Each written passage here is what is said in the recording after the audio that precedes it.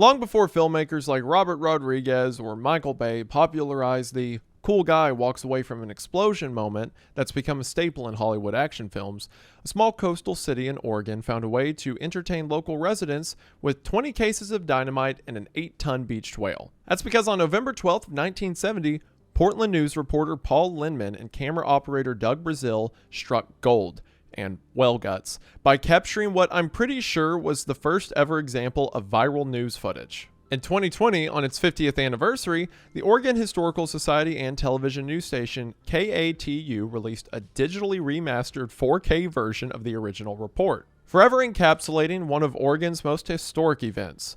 The video is a subtle reminder of what not to do if you find yourself needing to get rid of an 8-ton beached whale on your shore, or at least what not to do if you're not really cool. Before we begin, I am proud to announce the first sponsor of Wendigang, which should come as no surprise to those of you that watch Wendigoon, AG1. AG1 has been a friend over on Wendigoon for a long time, for good reason. That's because AG1 is your one-stop shop for your daily health and energy supplements. Every scoop of AG1 contains over 75 vitamins and minerals, pre- and probiotics, as well as superfoods. And because of that, AG1 does everything from supporting your energy, to supporting your immune health, to improving digestion and gut health, and helping with your daily energy. And instead of a bunch of pills and doses you have to take every morning, AG1 is instead one easy drink. By easy, I do mean easy, because all you need is 8 to 12 ounces of water and a spoonful of AG1, and you're good to go. A lot of us probably get energy fatigue through the middle of the day. I know that I do. And a lot of the times we don't realize that it's just because we're not putting the things into our body that our body needs.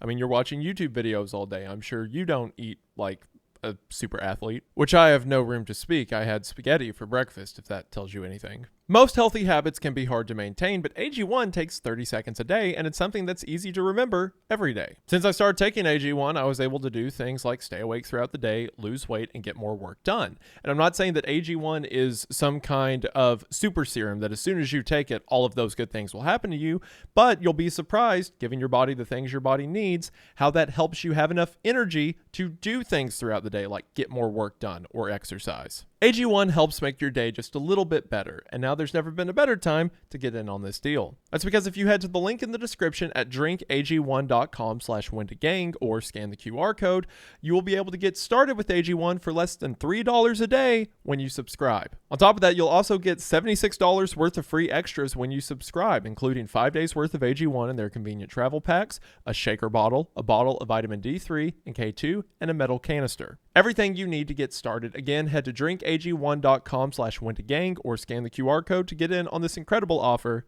today. Thank you all for watching the ad. Thank you to AG1 for being the channel's first sponsor. It really does mean the most. Hope you all check them out in the description, and we are back to the video. We are going to go ahead and get into the exploding whale of Portland, Oregon, but as always, thank you for watching. So context. 3 days earlier, on November 9th, a 45-foot sperm whale washed ashore on a beach in Florence, located on Oregon's central coast. Deceased whales usually end up on the ocean floor after scavengers like sharks and seabirds have had their fill. While there's no definitive reason why whales and dolphins strand themselves on beaches, factors such as changes in climate and feeding patterns, as well as man-made sonar, have all been offered as explanations. But for the whale that washed ashore in Florence, what started as a local curiosity turned into a public nuisance and a potential health hazard. As residents could... It's so funny that they were worried about it being a health hazard now, but not in a minute, as residents could no longer stand the awful smell. Keep in mind, the whale had been long dead for whatever reason. There was no concern about saving the whale, it was just, now we have this giant rotting corpse on the beach, what should we do? Demanding state intervention, the Oregon State Highway Division, which today is known as the Oregon Department of Transportation, was tasked with getting rid of the carcass. Other than the fact that both highways and whales are large, astute observation I know, and the phrase beaches are the highways of the ocean exists, which I'm pretty sure I saw on a t-shirt somewhere, the department's jurisdiction included the state's beaches, which is why ODOT was responsible for the removal. And also because I didn't check, but I'm willing to bet that Oregon does not have a dead whale recovery department. So the multi-ton carcass was thrown into the Department of Transportation's lap. So yeah, the Department of Transportation, who is probably responsible for moving dead deer off the road, or at worst, an occasional moose, had to find a way to get rid of a gigantic whale that was on a beach. Kind of like in the movie Armageddon, how NASA's plan is to send a group of like blue collar oil drillers into space to destroy an asteroid the size of Texas, because I think the reasoning was like the oil workers would know how the drills worked or something. But why wouldn't they train the astronauts to do that? I feel like it'd be way harder to train someone to be an astronaut than how to work the explosive or whatever they were putting on there. What scenario would NASA get oil work? Anyway, officials initially debated burning the well or chopping it up into smaller pieces. Burying the well was briefly considered, but if the ocean washed the sand away, they'd be back at square one. And they also probably couldn't bury it deep enough to hide the smell. So George Thornton, an assistant district highway engineer, asked around to see if anyone wanted a whale. Quote from him, "We were trying to find if a rendering plant would want the thing to make fertilizer, but we didn't find any takers." It's also very funny to imagine that someone comes up to you, it's like, "I'm with the Department of Transportation, would you like a dead whale?" Gosh, could you imagine how awful that would smell, just like transporting that thing down the highway and then like dumping it off and then using it over time? Ugh. Sadly, this was before the time of Facebook Marketplace. Then you could have just listed it as for free, your own transportation required. After some heavy brainstorming, the team eventually came to the conclusion that the best move would be to treat the well like a boulder. And after consulting with munitions experts from the United States Navy, the plan was set. They would use dynamite to blast the carcass into smaller pieces for seagulls, crabs, and other scavengers to clean up. That is such a funny escalation of events. Like, well, we, tried to bury it and then that didn't work. So we tried to use it for fertilizer, but that didn't work either. So now we're talking to the Navy and we have dynamite.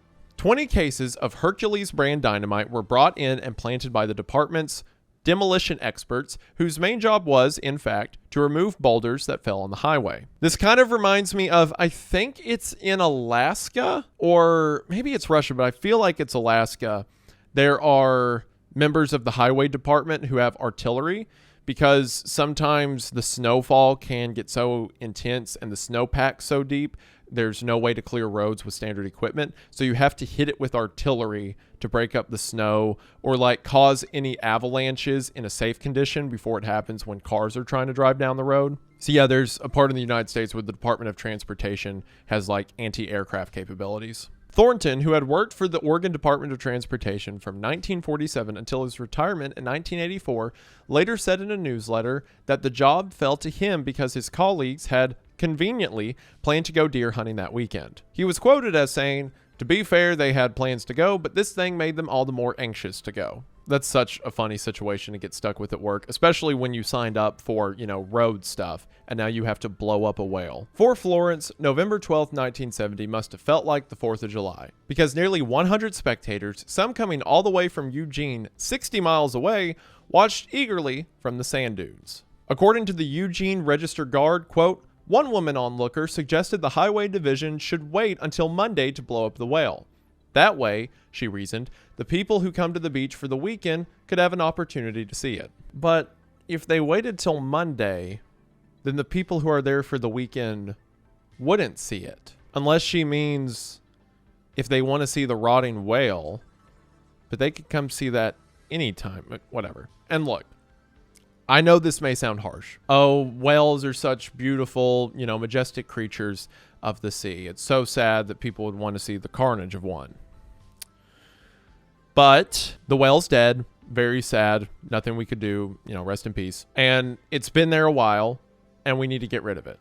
And then, the powers, not me, wasn't my idea, but the powers that be have said that dynamite is the best solution. You know what? In that case, who am I to argue or judge, right? And if you heard, don't act like you're better than me. If you heard that within 15 minutes of your house, the Department of Transportation is going to blow up a whale with a lot of dynamite with the help of the Navy, don't you dare tell me.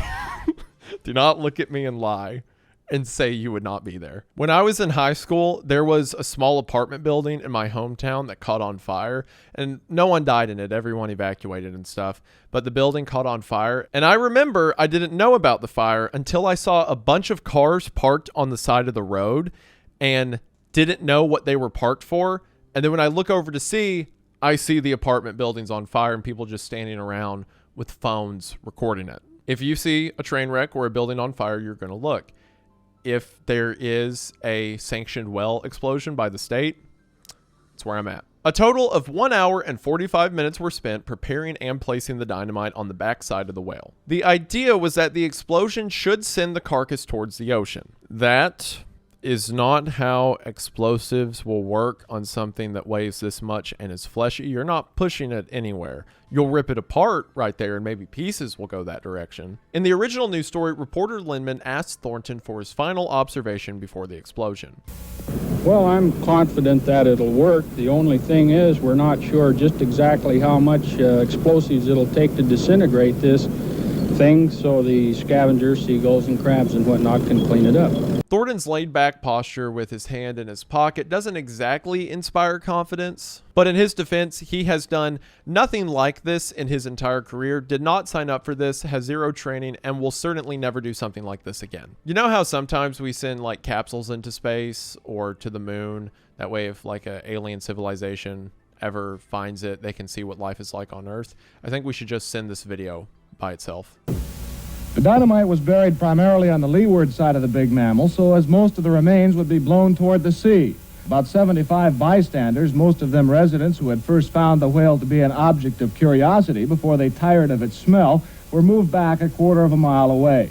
Also, I really love this elderly couple who like took a little date on the beach to watch the whale blow up. If this isn't me and my wife in 50 years, I don't want her. So as you see in the video, while the team was setting up the dynamite, a sheriff's deputy in a green army helmet moved the groups of onlookers back a quarter mile south of the whale where they could watch safely from the sand dunes, which a quarter mile's like 1,200 feet. So like safely for the 70s, I'd say. See, they thought a quarter mile would be enough, but as it turns out, that wasn't nearly enough.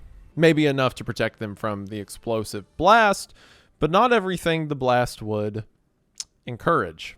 What started with cheers and awe soon turned into the panicked realization of what was happening, as huge chunks of whale carcass flew in every direction. Spectators screamed and ran for cover, blasted with flecks of blubber, blood, guts, and skin.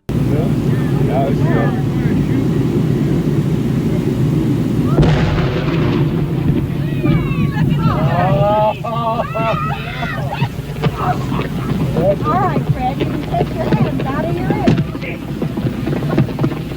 Here comes pieces of mine. Our cameras stopped rolling immediately after the blast. The humor of the entire situation suddenly gave way to a run for survival as huge chunks of whale blubber fell everywhere. Paul Lindman said it best when he said the blast blasted blubber beyond all believable bounds. While thankfully no one was injured, a huge 3-foot-long piece of whale crashed down on the vehicle of businessman Walter Umenhofer. Umenhofer?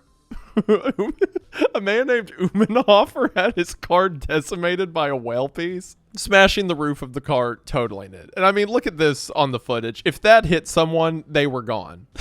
And I swear I'm not making this up, okay?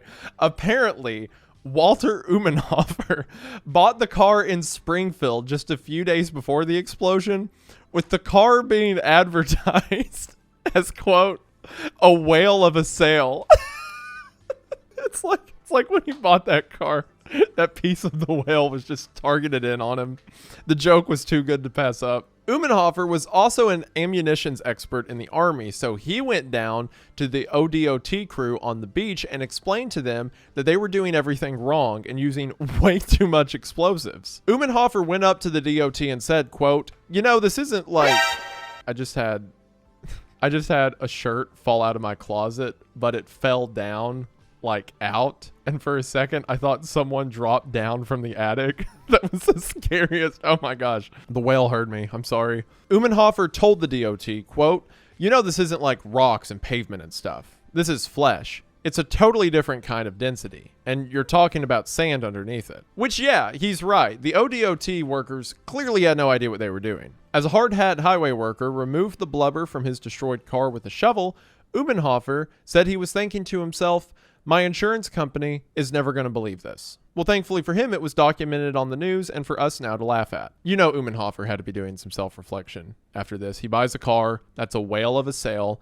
And then he's like, oh, I'm going to go see the explosion. And he walks down the beach and he's like, you know, you guys are doing this wrong, right? And they're like, get out of here. And he's like, okay. And then he just sees the explosion and he just watches the piece land straight on his car. Oh. Fortunately for him, the businessman filed a claim with the state's insurance company instead of his own for the damages to his car. They paid him in full, and he bought another car, which, according to the best information we could find, was not destroyed by flying pieces of a deceased underwater mammal. Probably. After the large particles fell, things really got messy. Small particles of foul-smelling blubber covered the beach, as well as everyone who was there to watch. Many spectators ran from the scene in order to wash themselves and their cars. It was a disaster. Very funny disaster, but a disaster. Well, the main question is, did it work? And the answer is kinda. I mean, the dynamite went off, so it worked. Good job. Earlier in the day, Thornton had expressed hesitation on whether or not this would be a multi-day job or if the dynamite would do most of the heavy lifting. Is there any chance it might be more than a one-day job? If there's any large chunks left, and we may have to do some other cleanup, possibly set another charge. Again, the face and posture of a confident man. Heavy is the head that wears the hard hat. After the explosion, Thornton scanned the blast area, inspecting where the well had been, now reduced to a large hole. The only recognizable part was the tail, not far from the crater. After the blast, Thornton said, quote, "It went exactly right, except the blast funneled a hole in the sand under the well. So it worked perfectly according to plan, but also did the opposite of what they anticipated."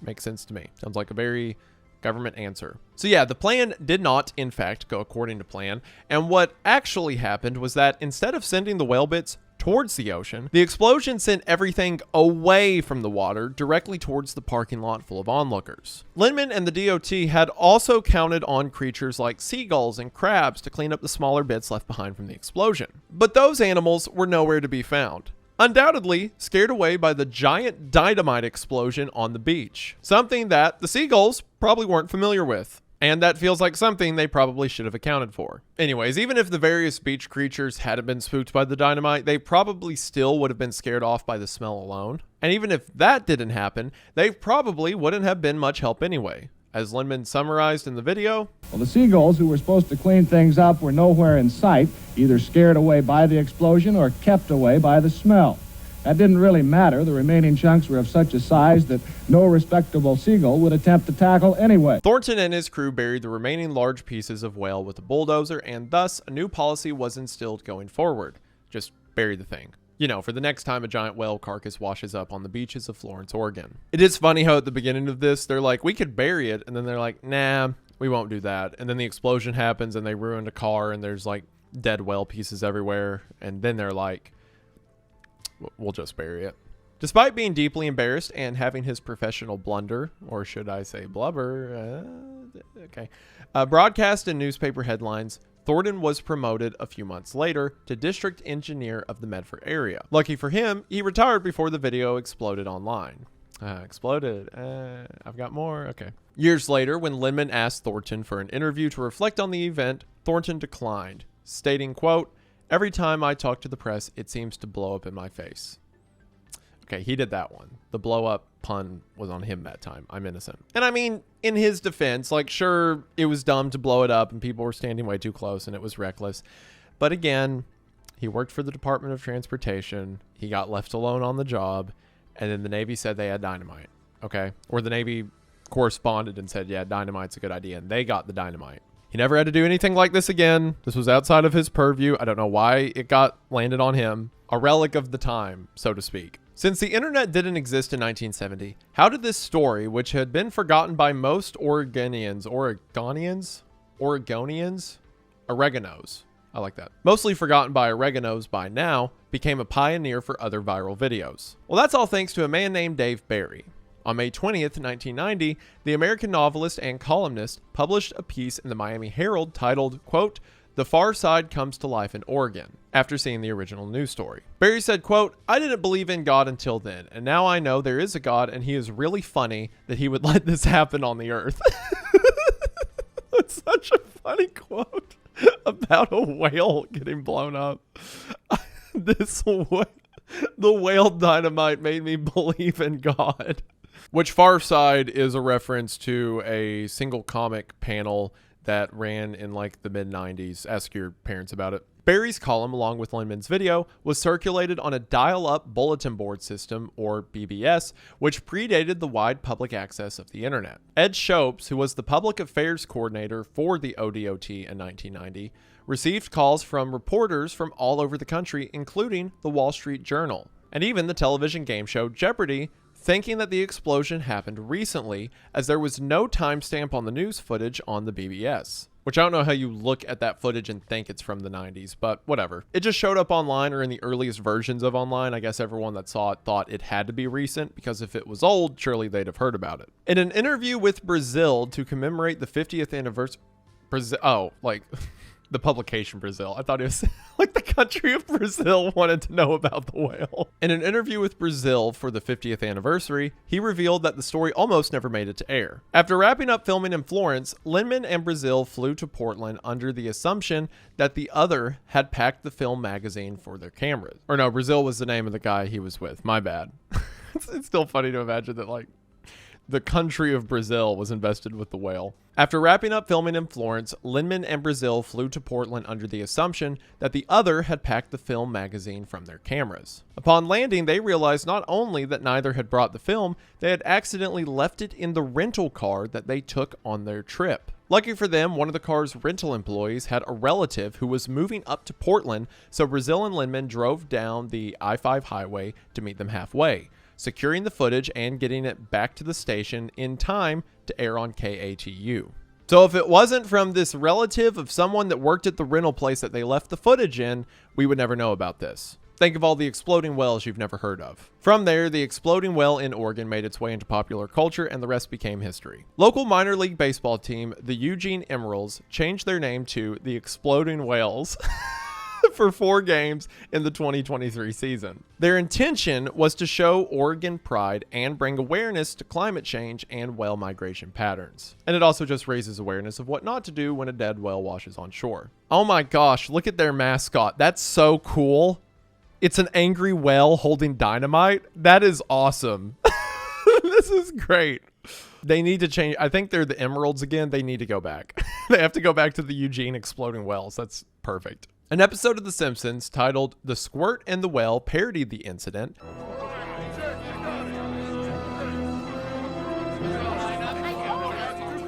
right, back up, everybody. Oh, but not too much. You are definitely going to want to see this. As well as Reno 911 Miami. Un, deux, trois.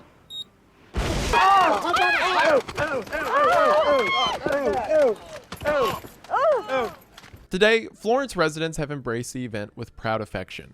Many small business owners have used the exploding whale story as a marketing tool to distinguish Florence from other Oregon cities. Terry Abeda and her fiance own the Exploding Whale Beach Camp, and guests from all over the world come to visit with them. Pieces of that whale skeleton were donated to the Siuslaw Pioneer Museum over 2 decades ago, and the huge chunks of bone are proudly displayed with other, much older, pieces of Oregon's history. In 2019, Florence residents voted to name a new park near the Siuslaw River as the Exploding Whale Memorial Park. A recent mayoral proclamation deemed November as the month to memorialize the exploding whale. Even local brewery Homegrown Public House and Brewery have a beer called the Exploding Whale Pale Ale. Which, like, yeah, it was a dumb decision back in the 70s, but it makes me so happy that everyone can have fun with it. Like, unanimously across the board, from the mayor to the museums to the baseball team. Everyone's like, yeah, we've got to embrace the exploding whale thing. And in research for this video, we came across a lot of other stories of exploding whales, some you may have heard of. Not from 20 boxes of dynamite, mind you, but from natural causes. For example, in Taiwan in 2004, scientists wanted to study the remains of a 56-foot-long sperm whale that had washed ashore and needed to transport it back to their facilities. And before you get too sad about this whale, it was believed that the whale was old and near death when it washed ashore, so, you know, it went peacefully in its sleep. We should all hope to be so lucky. and then explode. Apparently, researchers at the National Ching Kung University in Tainan City believed enough of the whale remained for marine biologists to be able to successfully examine it. But because of its size, it took crew members over 13 hours, 50 workers, and 3 lifting cranes to lift the 60-ton mammal onto a trailer for its trip back to the preservation, with over 600 spectators braving cold weather to watch. There was local food and drink vendors set up. It was a whole thing. As you know by now, standing around a dead whale is never a good idea. But fortunately for this crowd, they were spared the wrath of exploding whale guts. However, as the whale was being transported through town, the gas buildup inside the carcass, aggravated by the damaged and weakened skin of the decomposing whale, pushed up against the interior lining of the carcass, causing it to explode, sending blood and guts all over the road. Several parked cars and some really unfortunate pedestrians were covered in whale blood, and residents and shop owners had to wear masks as they cleaned up the blood and entrails in an attempt to wash out the smell, describing it as really awful, which sounds like an understatement. What remained of the whale was moved to a nature preserve nearby, where the male was officially recorded as the largest whale in Taiwan. And it also became a local sensation due to, well, okay, the research says because it drew the attention of locals because of the size of its member, which measured at 5 feet long. I don't know if that's impressive by whale standards. And apparently a bunch of locals made jokes about that and stuff. But at least, you know, when it happens in the, you know, Christian, hardy United States, we just joke about it exploding. All right, not the the heavy stuff. There was also a sperm whale that exploded in 2013 in the Faroe Islands. This one really did go viral. You've probably seen it before, after a marine biologist almost got nailed by whale guts after he opened its stomach, most likely to try to expel the building gas.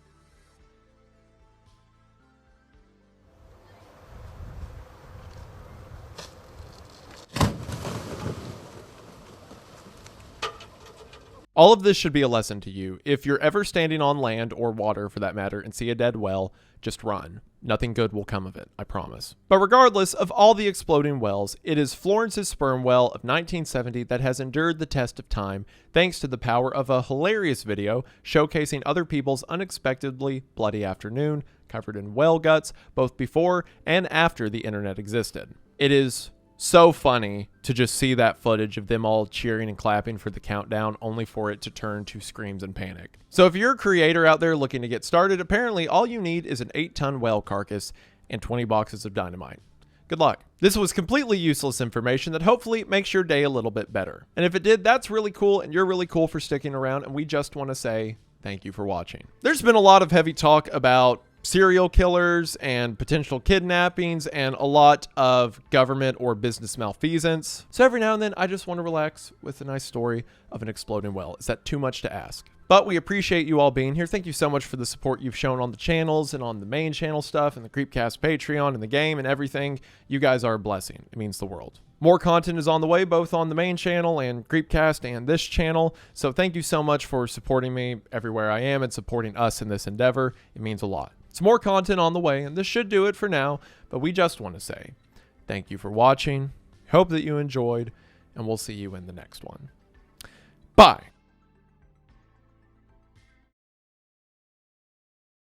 And also stay away from giant whales, because they may explode and get, you know, exploded whale all over you. Unless that's your thing, I guess.